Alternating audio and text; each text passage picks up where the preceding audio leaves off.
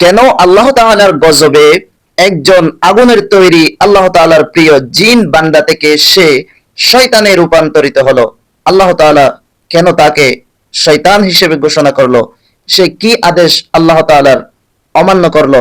কোন আদেশটি সে মান্য করলো না, যার কারণে তার এই পরিণতি, তার জিন্দেগি কিয়ামত পর্যন্ত সে শয়তান হিসেবে মানুষের রগের সাথে রক্তের সাথে মিশিমিশি থাকার শক্তি পেয়েছে।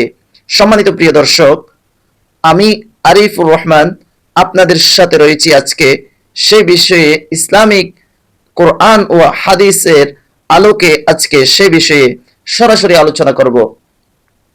সম্মানিত প্রিয় দর্শক, আপনারা দেখছেন আরিফুর রহমান পেজ থেকে। চলুন শুরু করা যাক।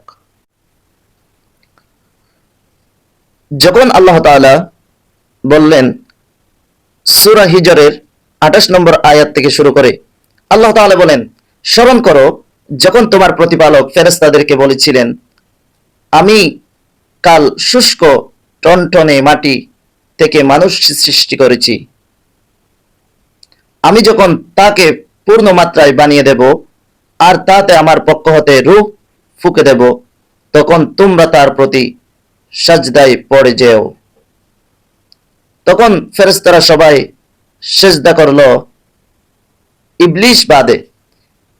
ইবলিস সেজদা করল না, সে সেজদাকারীদের দলভুক্ত হতে অস্বীকৃতি জানালো।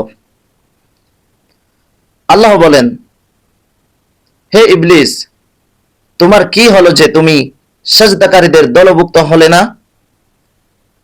সে প্রশ্ন করার পর আজকের যে শয়তান ইবলিসে রূপান্তরিত হলো, তখন সে উত্তর দিল, ইবলিস বলল, আমার কাজ নয় মানুষকে সিজদা করা, যাকে তুমি পচা কর্দমের টনটনে গড়া থেকে সৃষ্টি করেছ। নাউযুবিল্লাহি মিন যালিক। সে কিভাবে আল্লাহ তাআলার কথাকে অমান্য করলো, অগ্রাহ্য করলো? তিনি বলেন, বেরিয়ে যাও। আল্লাহ তাআলা বললেন, বেরিয়ে যাও এখান থেকে, কারণ তুমি হলে অভিশপ্ত। ক্বালা ফাখরুজ মিনহা ফাইন্নাকা রাজীম। তারপর বিচার দিবস পর্যন্ত তোমার উপর লানত থাকলো। এই শয়তান বলল, হে আমার প্রতিপালক, পুনরুত্থান দিবস পর্যন্ত আমাকে সময় দিন। আল্লাহ তাআলা বললেন, তোমাকে সময় দেয়া হলো সেদিন পর্যন্ত যার নির্দিষ্ট লক্ষ্য আমার জানা আছে। শয়তান বলল, হে আমার প্রতিপালক, যেহেতু আপনি আমাকে ভ্রান্ত পথে ঠেলে দিলেন, কাজে আমি পৃথিবীতে মানুষের কাছে পাপ কাজকে অবশ্যই সুশোভিত করে দেখাবো, আর তাদের সবাইকে অবশ্যই বিভ্রান্ত করব, কিন্তু তাদের মধ্যে আপনার বাছাই করা বান্দাদের ছাড়া। তিনি বললেন, আমার বাছাই করা বান্দারা যে পথে চলছে এটাই আমার কাছে পৌঁছার সরল সোজা পথ। আল্লাহ তাআলা সেই কথাই বললেন, ক্বালা হাযা সিরাতুন আলাইয়া মুস্তাকিম। প্রকৃত আমার বান্দাদের উপর তোমার কোনো আধিপত্য চলবে না, তোমাকে যারা অনুসরণ করে সেই বিভ্রান্তরা ছাড়া, আর তাদের সবার জন্য অবশ্যই ওয়াদাকৃত স্থান হচ্ছে জাহান্নাম।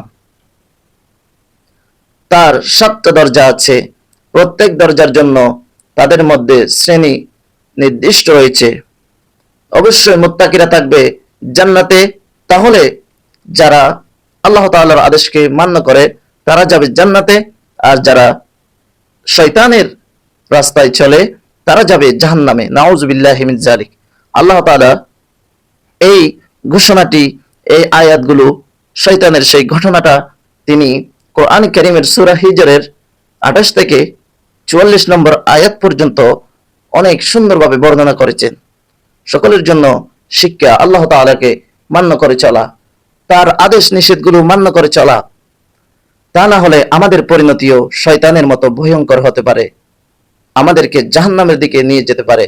আল্লাহ রাব্বুল আলামিন সকলকে বুঝার তৌফিক দান করুক, আমিন। আসসালামু আলাইকুম ওয়া রাহমাতুল্লাহ।